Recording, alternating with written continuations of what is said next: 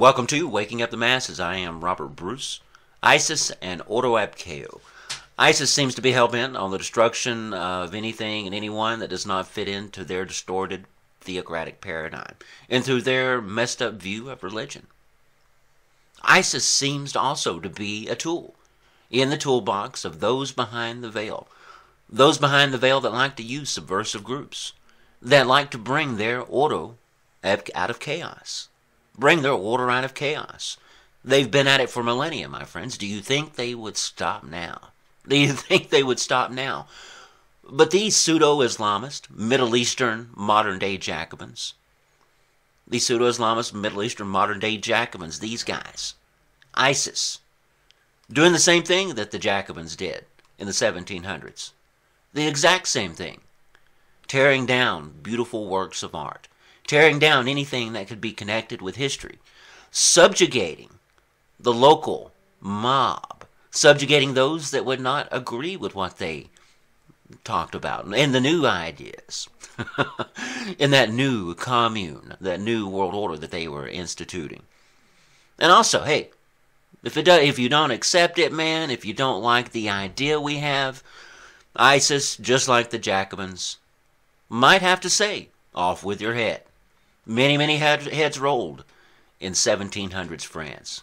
In the late 1700s France, during the French Revolution. Why?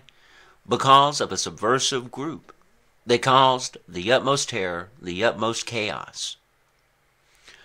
This isn't ISIS, these guys. They're not the first group in this area in history to be directed by secret societies and causing chaos. We could go back to the cult of the ancient assassins, better well known in their time as the Eastern Ismailis. The Eastern Ismailis under Hassan Sabbah, man, so much, and many of their other leaders. So much destruction, so much chaos. Even your little storybook Aladdin comes from, he's not that storybook guy. He actually was a leader of the assassins, and he liked to stay in his stable and sleep with the sheep. It says, many authors say he had a passionate attachment to his sheep. But Hassan Sabbah, the leader of the assassins, he told his followers they were released from the bonds of religion and morality. Such was the way also of one of his predecessors in this chaos-causing groups in the Middle East, Babik the Gay, or Babik the Joyous, the leader of the Carmelitites. Babik, man, this guy brought about more terror in Baghdad over 20 years in the 800s AD. More terror in 20 years than the Jacobins and Masons of French Revolution France in the late 1700s could have ever dreamed of. Babik the Gay. Yes, indeed, man. He instituted communism. He would distort his followers' view of Islam. They were called the Carmelitites. Distort their view of Islam. And then eventually, using dualistic Gnostic doctrines, convince them, shooting holes in Islam, convince them, well, hey, man, it's all about this. He was a follower of a religious ideology by the name of Mazdakism. Mazdakism, it comes from Mazdak, who lived in the 500s AD. Mazdak instituted the idea of communism and social welfare programs. Communism and social welfare programs. Fascinating. Fascinating when you look deep into these secret societies, you find all this stuff going on. Babik the Gay also, his followers, he told them, any of the land you want with these people, we go in and massacre. Any of the women, any of this thing. It's yours, man. Do what thou wilt. Among the Carmelitites, wives were shared. Everything was in a big commune. Everything was in a big commune. But, once again, just like the Jacobins of the 1700s, just like the Jacobins of the 1700s, with all the death and all the chaos and all the murder, eventually it subsides and they turn on each other. Eventually they turn on each other, and those behind the veil love that. Those behind the veil love that. Speaking of the Jacobins, Albert Pike, 33rd degree Freemason, claimed that the Jacobins did not go far enough, that they disgraced their namesake, Jacques de Molay. We must also remember about Albert Pike. His 3 world wars, about the Third World War.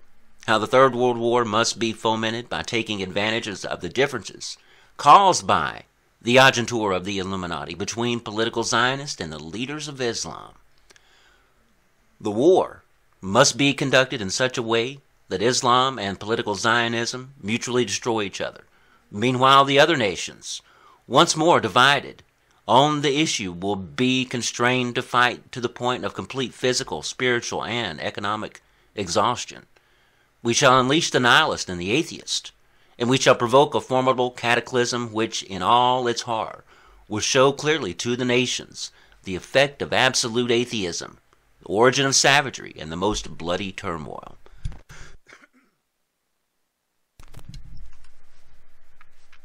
Order out of chaos. Ordo ab Chao, my friends. Ordo ab Chao, once again on their 33rd degree jewel. On the Scottish Rite's 33rd degree jewel. Ordo ab Chao. Ordo ab Chao. Now, also on that 33rd degree jewel,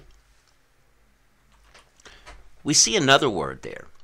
We see another saying there. On that 33rd degree jewel, we see Deus Memcagus. Dus Memcagus. Now, what does that mean? What is the meaning of that phrase? That means God, according to the exoteric, as Albert Pike says, it means God and my right. God and my right. But is that really what it means? Is that really what it means? Or could old Alberto give us another meaning? Could old Albert Pike give us another meaning on exactly what Deus Memcagus means? Well, from 1885, this was an address to the Supreme Councils of the Scottish Rite of the World by Albert Pike. Remember the 1889 one where he talked about the Luciferian doctrine? Well, 1885. He says this. He says the order demands an immediate enforcement of DMJ. Nevertheless, Deus Memcagus at different epochs of life of the nations which have the good fortune of possessing an active Supreme Council, and from 1820 onwards, certain similar communications have been made to certain chosen members of the Grand Consistories and the Supreme Councils respectively. It is necessary to give the secret of this order.